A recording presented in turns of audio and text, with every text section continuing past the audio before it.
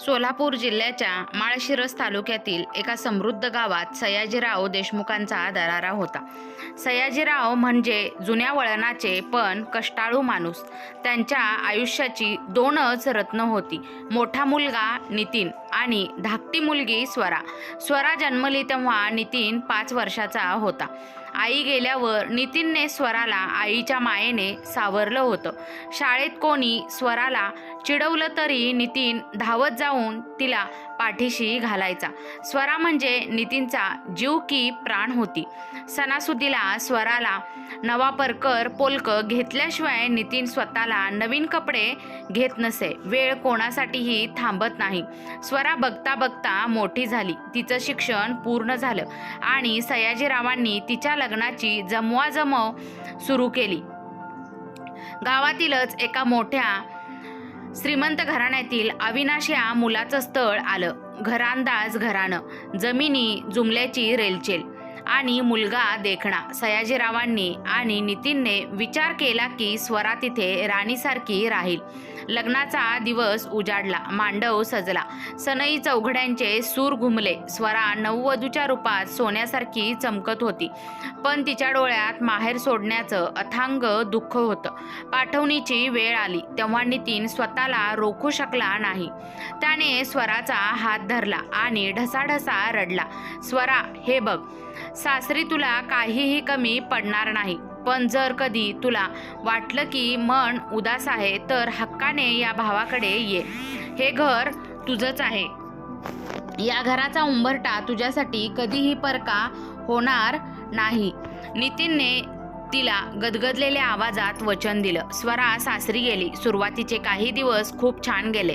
सासरचं घर मोठं होतं, माणसं श्रीमंत होती, पण या झगमगाटाच्या मागे एक काळोख दडलेला होता. अविनाश हा व्यसनाच्या आहारी गेलेला होता.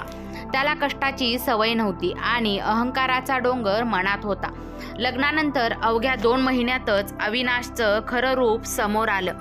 एका रात्री तो दारू पिऊन आला आणि स्वराने त्याला हटकलं म्हणून त्याने तिला पहिले चपराक लगावली. स्वरा सुन्न झाली. ज्या हातांनी तिला कधी माहेरी साधा स्पर्शही झाला नव्हता, तिथे आज तिच्या गालावर वळ उमटले होते. माहेरहून काय आणलंयस तू? तुझ्या बापानं हुंडा दिला म्हणजे विकत घेतलंय का मला? तू इथून पुढे मी काय करतो आणि काय नाही यात तोंड उघडायचं नाही, अविनाश ओरडला.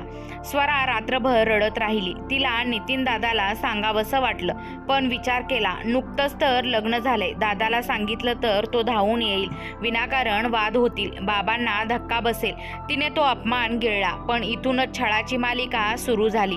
अविनाश दररोज तिला मारहाण करू लागला. सासू सासरेही मुलाच्या चुकांवर पांघरून घालून उलट स्वरालाच दोष द्यायचे. छळाची सीमा तेव्हा ओलांडली गेली जेव्हा अविनाशने स्वराला माहेरहून 5 लाख रुपये आणण्यासाठी जबरदस्ती केली. पैसे आणायचे असतील तरच घरात पाऊल टाक, नाहीतर मर कुठेही, असं म्हणत एका पावसाळ्याच्या रात्री अविनाशने स्वराला घराबाहेर काढलं. कडाक्याची थंडी, बाहेर पावसाची रिपरिप आणि मनात भीती. स्वराकडे फोनही नव्हता. तिने कसाबसा पदर सावरला आणि अंधाराचंच एसटी स्टँड गाठलं. पहाटेच्या गाडीने ती स्वतःच्या गावी पोहोचली. जेव्हा ती आपल्या माहेरच्या दारात उभी राहिली तेव्हा तिची अवस्था भिकाऱ्यासारखी झाली होती. अंगावरची साडी फाटलेली, चेहऱ्यावर जखमांचे निशाण आणि डोळ्यातून वाहणारं पाणी. तिने कापत असलेल्या हातांनी दरवाजा ठोठावला. नितीनने दरवाजा उघडला. समोर बहिणीला त्या अवस्थेत पाहून त्याच्या पायाखालची जमीन सरकली. स्वरा, हे काय झालं ग? हे कोणी केलं? नितीनने तिला जवळ घेतलं. स्वरा त्याच्या गळ्यात पडून ओक्सोबोक्शी रडू लागली. दादा, तो माणूस मला मारून टाकेल. मला नाही राहायचंय तिकडं. मला तुमच्यापाशी राहू द्या दादा. मला वाचवा. नितीनचा राग अनावर झाला. त्याने बहिणीच्या डोक्यावर हात ठेवला आणि गरजून सांगितलं, स्वरा, शांत हो. तू आता तुझ्या हक्काच्या घरात आली आहेस. जोपर्यंत तुझा हा भाऊ, मोठा भाऊ जिवंत आहे तोपर्यंत तो अविनाश तर काय, पण जगातील कोणीही तुझा केस वाकडा करू शकणार नाही. हे घर तुझं आहे आणि तू कायम इथेच राहशील. स्वराला वाटलं आपण संकटातून सुटलो. तिला वाटलं हा भाऊच आता तिचा आधार आहे.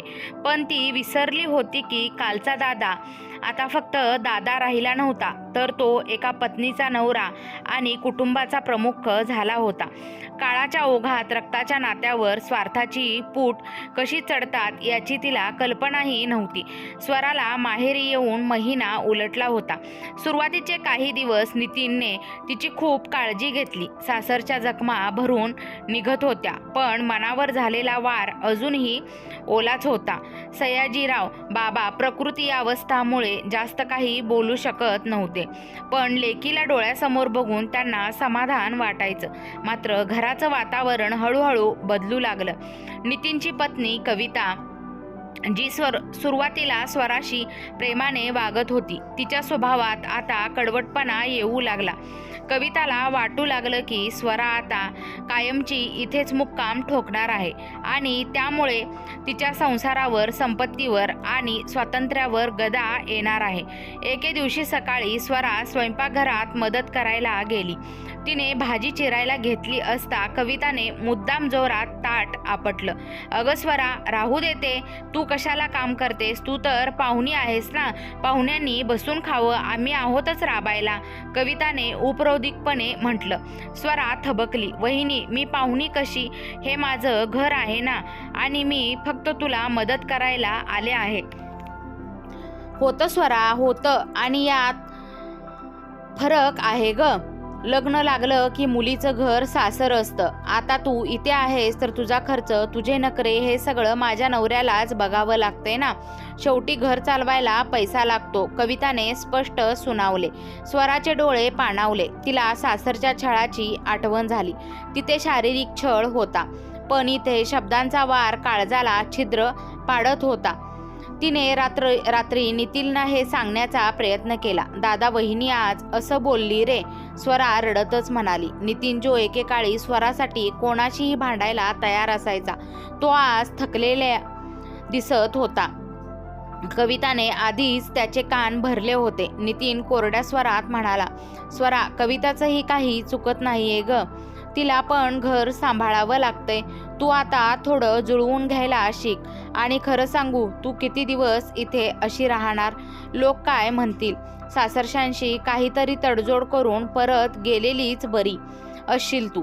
स्वरा सुन्न झाली. ज्या भावाने तिला हे घर तुझंच आहे असं वचन दिलं होतं, तोच भाऊ आता तिला तडजोड करायला सांगत होता. ज्या अविनाशने तिला जिवंत मारण्याचा प्रयत्न केला, त्याच्याकडे परत जाण्याचा सल्ला तिचा सक्का भाऊ देत होता. त्या दिवशी घरात पुरणपोळीचा बेत होता, स्वराच्या आवडीचा पदार्थ. जेवायला बसल्यावर कविताने मुद्दाम स्वराच्या ताटात कमी वाढलं आणि स्वतःच्या मुलाला जास्तीचं दूध तूप दिलं. सयाजीराव बाबा थरथरत्या हाताने म्हणाले, नितीन, स्वराला थोडं तूप वाढ रे, तिला आवडतं. तेवढ्यात कविता मोठ्याने म्हणाली, बाबा, घरात तूप मर्यादित आहे, मुलांच्या वाढत्या वयाला लागतं ते, आणि ज्यांना कामाची सवय नाही त्यांना एवढं जड जेवण पचणारही नाही. बसून खाणाऱ्यांना चटणी भाकरीही पुरेशी असते. पूर्ण जेवणात शांतता पसरली. नितीनने मान खाली घातली. त्याने शब्दानेही कविताला टोकलं नाही. स्वराच्या घशाखाली घास उतरत नव्हता.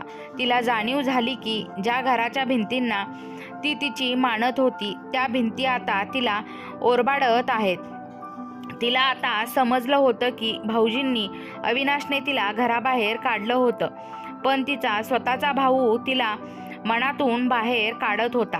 रात्री स्वरा अंगणात एकटीच बसली होती. तिने स्वतःच्या हातावरील अविनाशने दिलेल्या जखमेच्या खुणा पाहिल्या आणि मग नितीनने दिलेल्या दुर्लक्षाच्या जखमा मोजल्या. तिला वाटलं, सासरच्या छळापेक्षा रक्ताच्या नात्याने केलेला हा मानसिक छळ कितीतरी पटीने भयंकर आहे. ती स्वतःशीच पुटपुटली. माहेरची सावली म्हणता म्हणता मी कधी उन्हात उभी राहिले मला कळलंच नाही. तिने ठरवलं की आता कोणाकडेही भीक मागायची नाही, पण सासरच्या लोकांशी नातं तोडणं आणि माहेरच्या लोकांशी नातं टिकवणं हे तिच्यासाठी आता अग्निदिव्यासारखं होणार होतं. स्वराला माहेरी येऊन आता 2 महिने उलटले होते. तिच्या अंगावरचे वळ आता सुकले होते, पण मनावरच्या जखमा अजूनही ओल्या होत्या. एक दिवस दुपारच्या वेळी जेव्हा रणरणत ऊन पडलं होतं. अचानक घराबाहेर एक काळी चकचकीत गाडी येऊन थांबली. गाडीतून अविनाश, स्वराचा पती आणि त्याचे 2 मित्र मोठ्या थाटात खाली उतरले. स्वरा खिडकीतून हे पाहत होती. अविनाशला पाहताच तिच्या अंगावर काटा आला. तिचे हातपाय थरथरू लागले. तिला तो मारहाणीचा प्रसंग डोळ्यासमोर उभा राहिला. तिने पटकन खोलीचा दरवाजा आतून लावून घेतला. नितीन बाहेर आला. स्वराला वाटलं होतं की दादा आता अविनाशवर तुटून पडेल. त्याला विचारेल की माझ्या बहिणीला या अवस्थेत का पाठवलंयस, पण झालं उलटच. नितीनने चेहऱ्यावर एक खोटं हसू आणलं आणि म्हणाला, अरे भाऊजी तुम्ही या या आत या. अविनाश सोफ्यावर पाय पसरून बसला. त्याने पाणी मागवलं. कविता, नितीनची पत्नी, उत्साहात पाणी आणि नाश्ता घेऊन आली. अविनाशने ताठ मानेने बोलायला सुरुवात केली. नितीन, मला जास्त वेळ नाही आहे. मी स्वराला न्यायला आलोय, पण माझी एक अट आहे. लग्नात सयाजीरावांनी जो शब्द दिला होता की शहरातला तो 2 गुंठ्यांचा प्लॉट ते स्वराच्या नावावर करतील, त्याचे कागदपत्र आज मला हवेत, तरच मी हिला घरी नेणार. नाहीतर आजच घटस्फोटाचे पेपर पाठवून देतो. हे ऐकून आत बसलेली स्वरा सुन्न झाली. तिला समजलं की अविनाश तिला न्यायला नाही, तर तिच्या बापाची इस्टेट लुटायला आला आहे. नितीन थोडा विचारात पडला. तो आतल्या खोलीत स्वराकडे गेला. त्याने स्वराचा हात धरला आणि हळू आवाजात म्हणाला, स्वरा, बघ भाऊजी स्वतःहून घ्यायला आलेत. समाजात आपली किती इज्जत वाढेल विचार कर. आणि तो प्लॉट, अरे तो आज ना उद्या तुझाच आहे ना. कागदपत्र देऊन टाक आपण, म्हणजे तुझा संसार तरी सुखाचा होईल. स्वराच्या डोळ्यातून घळाघळा पाणी वाहू लागलं. दादा, तुला त्या प्लॉटची पडली आहे. तुला दिसत नाहीये का? तो माणूस मला संपवून टाकेल. त्याने मला पैशासाठी घराबाहेर काढले होतं आणि तू मला पुन्हा त्याच आगीत ढकलतोयस. नितीनचा आवाज आता कठोर झाला. स्वरा, जास्त शहाणपणा नको शिकवू. एका घरात 2-2 कुटुंब नाही राहू शकत. कविताला पण त्रास होतोय. तू इथे ओझं बनून राहण्यापेक्षा तिकडे सासरी मेलेली बरी. शेवटी मुलगी म्हणजे परक्याचं धन असतं, हे लक्षात ठेव. ओझं हा शब्द स्वराच्या काळजात आरपार घुसला.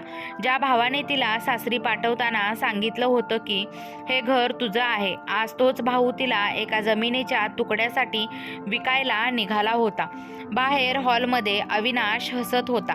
नितीन कपाटाच्या चाव्या शोधू लागला. सयाजीराव बाबा जे कोपऱ्यात शांत बसले होते, त्यांच्या डोळ्यातून फक्त पाणी वाहत होतं. ते हतबल होते, कारण घराची सूत्र आता नितीनच्या हातात होती. त्या दुपारी स्वराला सासरच्या भाऊजींच्या पतीच्या छळापेक्षा स्वतःच्या भावाचा सौदा जास्त वेदनादायी वाटला. तिला जाणवलं की ज्या उंबरट्याला ती माहेर समजत होती, तो उंबरटा आता तिला सासरच्या खाईत ढकलण्यासाठी सज्ज झाला आहे. अविनाशने कागदपत्रांवर नजर टाकली आणि विजयस्मित हास्य केलं. त्याने स्वराच्या खोलीचा दरवाजा वाजवला. ए स्वरा, चल बाहेर. सामानावर तुझ्या भावानं तुझी किंमत चुकवली आहे. स्वरा बाहेर आली, पण तिच्या डोळ्यात आता भीती नव्हती, तर एक प्रचंड तिरस्कार होता. तिने नितीनकडे पाहिलं आणि म्हटलं, दादा, तू आज मला माझ्या सासरी नाही तर स्मशानात पाठवतोयस. याचं फळ तुला नक्की मिळेल. नितीनने नजर चोरली. स्वरा जड पावलांनी गाडीत बसली. माहेर सुटलं होतं, पण यावेळी काळजात मायेची ऊब नव्हती, तर रक्ताच्या नात्याने दिलेली एक थंडगार जखम होती. अविनाशने गाडी घराच्या समोर थांबवली. स्वरा गाडीतून उतरली तेव्हा तिचे पाय जड झाले होते. सासरच्या वाड्याचे ते मोठे दरवाजे तिला एखाद्या तुरुंगाच्या भिंतीसारखे वाटत होते. अविनाशच्या चेहऱ्यावर एक क्रूर समाधान होतं. त्यानं खिशातून त्या प्लॉटचे कागदपत्र काढले आणि स्वराच्या समोर हलवत म्हणाला, बघितलंस, तुझ्या भावाला तुझी किंमत किती ओढ होती ते. एका जमिनीच्या तुकड्यासाठी त्याने तुला माझ्या हवाली केलं. आता या घरात राहायचं असेल तर कुत्र्यासारखं वागावं लागेल, समजलं? स्वरा काहीच बोलली नाही. तिने मान खाली घातली. घरात पाऊल टाकता सासूने, अविनाशच्या आईने स्वागत करण्याऐवजी टोमणा मारला. आली का राणीसाहेब? 2 महिने माहेरच्या भाकरी तोडून आता पुण्य इथे तोंड काळं करायला आली. आता गुपचूप कामाला लाग, नाहीतरी लक्षात ठेव. इकडे माहेरी नितीन आणि कविता आनंदात होते. त्यांना वाटलं होतं की स्वराचा प्रश्न कायमचा मिटला. बरं झालं गेली ती. विनाकारण घरात कटकट होती आणि वरून आपल्याला तो प्लॉटही मिळाला. कविता हसत हसत नितीनला म्हणाली.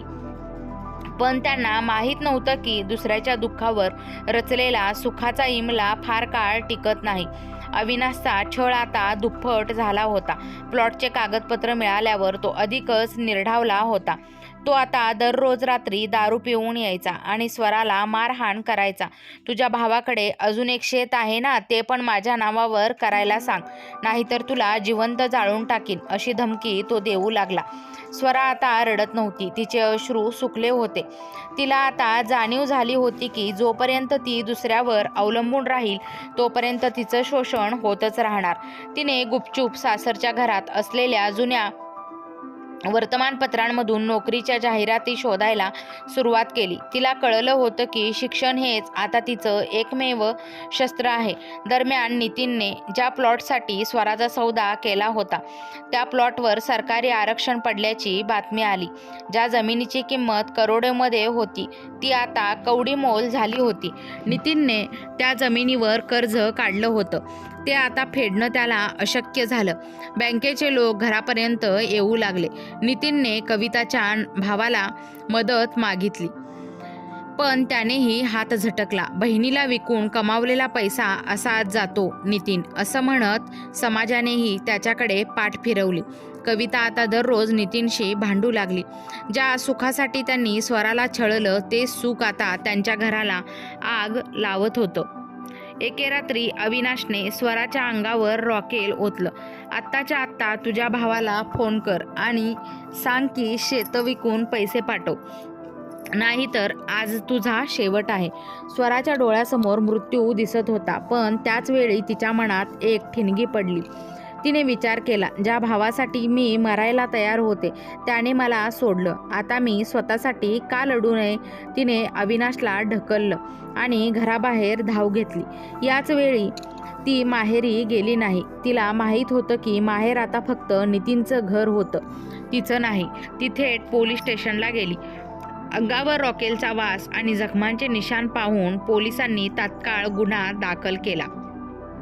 स्वराने आयुष्यात पहिल्यांदा स्वतःसाठी एक खंबीर पाऊल उचललं होतं. तिने अविनाश विरुद्ध तक्रार दिलीच, पण सोबतच तिने आपल्या आयुष्याचा एक नवीन नकाशा तयार केला.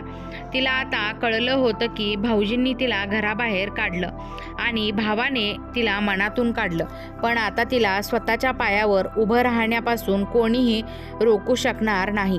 पोलीस स्टेशनमध्ये तक्रार दाखल झाल्यानंतर पोलिसांनी रात्रीच अविनाशला त्याच्या घरातून उचललं.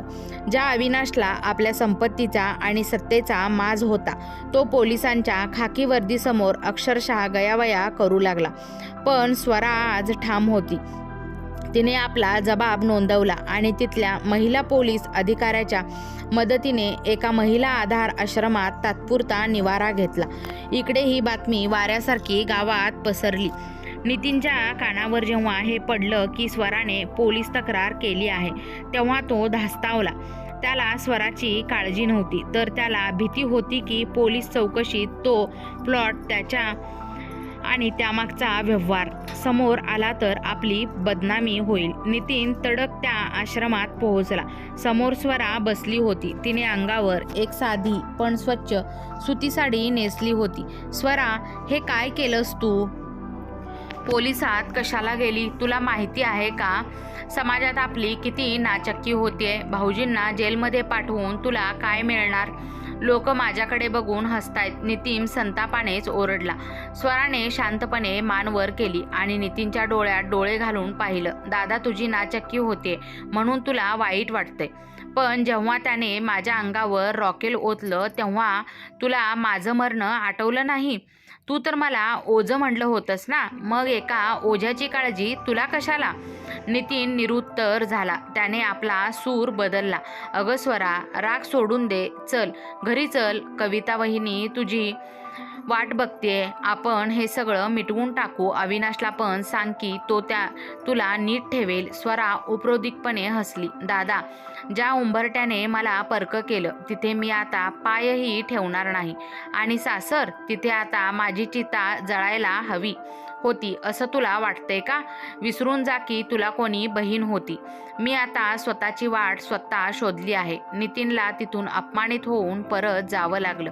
घरी गेल्यावर कविताने त्याला अजूनच भडकवलं. बघितलं ना, शिकलेली पोरगी कशी उलटी फिरते ते. आता ती आपल्यावर पण केस करेल. त्यापेक्षा आपण तिच्याशी असलेलं सगळं नातं तोडून टाकूया. तिला सांगावं, या घराची वाट कायमची विसर. नितीनने गावात जाहीर केलं की स्वराशी आमचा काहीही संबंध नाही. तिने आमच्या घराची अब्रू घालवली आहे. त्याने घराचे दरवाजे स्वरासाठी अधिकृतपणे बंद केले. ज्या भावाने एकेकाळी तिला पाठीशी घातलं होतं तोच आता समाजासमोर तिची बदनामी करू लागला.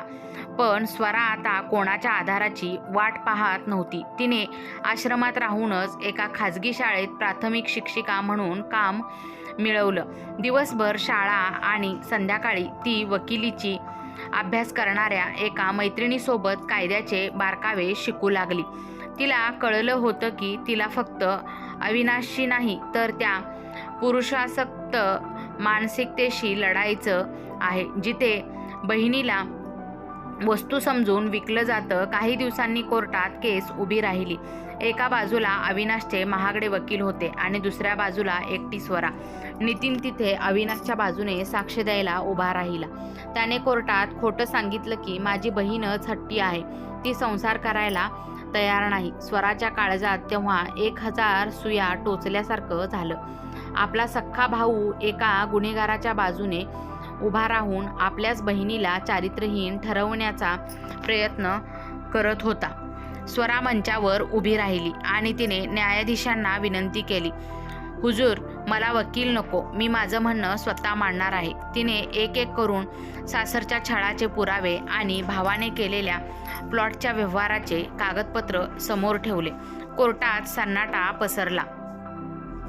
नितीनचा चेहरा पांढरा पडला. स्वरा म्हणाली, न्यायदेवता, मला फक्त घटस्फोट नको आहे, तर मला माझा तो स्वाभिमान हवाय जो माझ्या भावाने आणि पतीने मिळून बाजारात विकला होता. न्यायाधीशांनी सर्व पुरावे आणि स्वराच्या आत्मविश्वासाने मांडलेलं म्हणणं ऐकून घेतलं. स्वराने मांडलेलं ते प्लॉटचे कागदपत्र आणि अविनाशने दिलेली वागणूक याचे पुरावे इतके प्रबळ होते की खोट्या साक्षीचा काहीच उपयोग झाला नाही.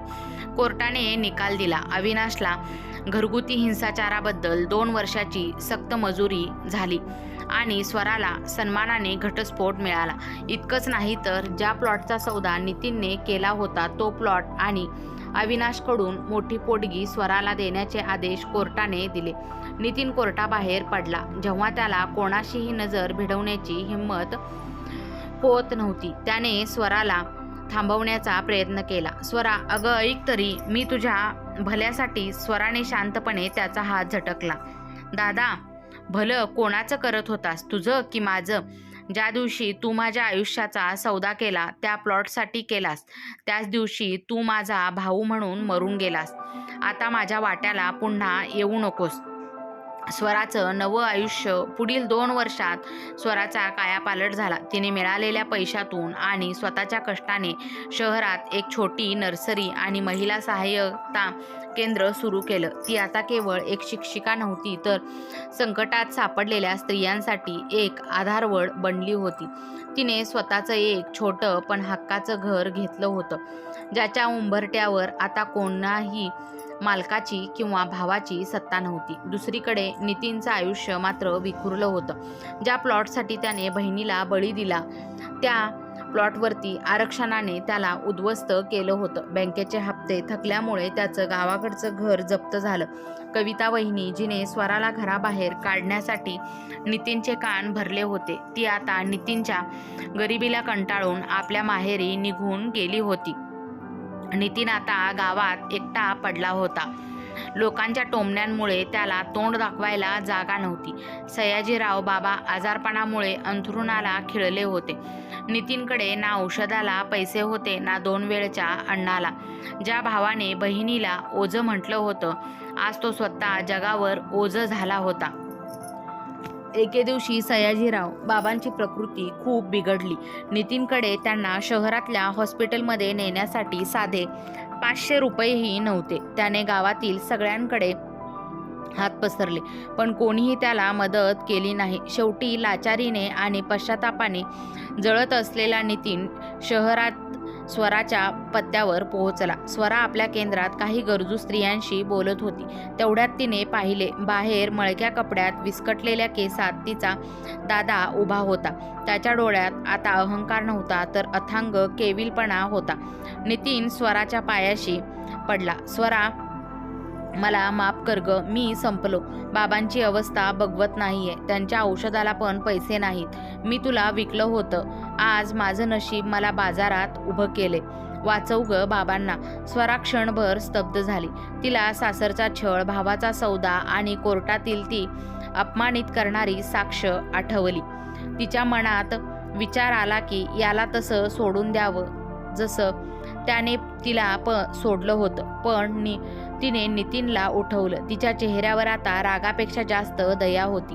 दादा, तू रक्ताचं नातं विसरला होतास, पण मी माझे संस्कार विसरलेली नाही. बाबा माझे पण आहेत. स्वराने एक दीर्घ श्वास घेतला. तिने नितीनचा हात धरून त्याला उठवलं नाही, पण तिला माहीत होतं की आता वेळ सूड घेण्याची नाही तर कर्तव्य पार पाडण्याचे आहे. नितीन दादा, रडणं थांबव. बाबा कुठे आहेत? स्वराचा आवाज कोरडा पण ठाम होता. तिने लगेच आपली गाडी काढली आणि नितीनला सोबत घेऊन गावाकडे धाव घेतली. गावाकडच्या त्या जुन्या पडक्या घरात सयाजीराव बाबा एका कोपऱ्यात अंथरुणाला खिळले होते. घराची दुरवस्था पाहून स्वराच्या डोळ्यात पाणी आलं. ज्या घराला तिने स्वर्ग मानलं होतं तिथे आज दारिद्र्य आणि उदासीनतेचं साम्राज्य होतं. तिने तातडीने बाबांना शहरातल्या एका मोठ्या हॉस्पिटलमध्ये हलवलं. स्वतः रात्रदिवस तिथे थांबून त्यांची सेवा केली. नितीन बाहेर बाकावर बसून स्वतःच्या कर्मावर शोक करत होता. त्याला आज जाणवलं होतं की ज्या वहिनीच्या कविताच्या नादाने त्याने स्वतःच्या बहिणीचा त्याग केला, ती वहिनी संकट येताच तिला सोडून गेली. पण ज्या बहिणीला त्याने घराबाहेर काढलं तीच आज त्याच्यासाठी ढाल बनून उभी होती. हॉस्पिटलच्या कॉरिडॉरमध्ये नितीन एकटाच बसला होता. स्वरा त्याच्याजवळ आली आणि तिने त्याच्या हातात चहाचा कप दिला. नितीनचे हात थरथरत होते. स्वरा, मला का मदत करतेस ग तू? मी तर तुला ओझं म्हटलं होतं. मी तुला सासरच्या त्या नराधमाच्या हवाली केलं होतं. मी तुझा भाऊ म्हणून घ्यायच्या लायकीचा सुद्धा नाही. नितीन गदगदल्या आवाजात म्हणाला. स्वरा शांतपणे म्हणाली, दादा, तू मला ओझं मानलंस कारण तुझी नजर जमिनीवर होती, पण मी तुला भाऊ मानलं कारण माझी नजर संस्कारांवर होती. सासरच्या भाऊजींनी मला मारलं, त्याचा मला त्रास झाला, पण जेव्हा तू माझा सौदा केलास ना, तेव्हा माझा माणुसकीवरचा विश्वास उडाला होता. आज मी तुला मदत करते ती उपकार म्हणून नाही तर बाबांनी मला शिकवलेल्या माणुसकीसाठी करते. नितीन ढसाढसा रडू लागला. त्याने स्वराचे पाय धरले. मला माफ कर स्वरा, मला माफ कर. मी पैशाच्या लोभात आंधळा झालो होतो. काही दिवसांसाठी बाबा शुद्धीवर आले. त्यांनी पाहिलं, एका बाजूला स्वरा त्यांचा हातात हात धरून बसली आहे आणि दुसऱ्या बाजूला नितीन पश्चातापाने मान खाली घालून उभा आहे. बाबांनी स्वराचा हात आपल्या डोक्यावर घेतला. लेकी, तू माझं नाव राखलंस ग. मुलगा असून नितीन घराचा रक्षक होऊ शकला नाही, पण तू घराबाहेर पडूनही या कुळाची अब्रू वाचवलीस. बाबांच्या डोळ्यातून आनंदाश्रू वाहू लागले. स्वराने एक मोठा निर्णय घेतला.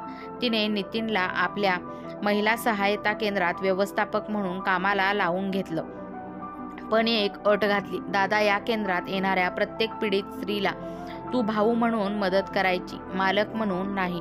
नितीन आता बदलला होता. तो आता जमिनीचा प्लॉट नाही तर तुटलेली मनं जोडण्याचं काम करू लागला.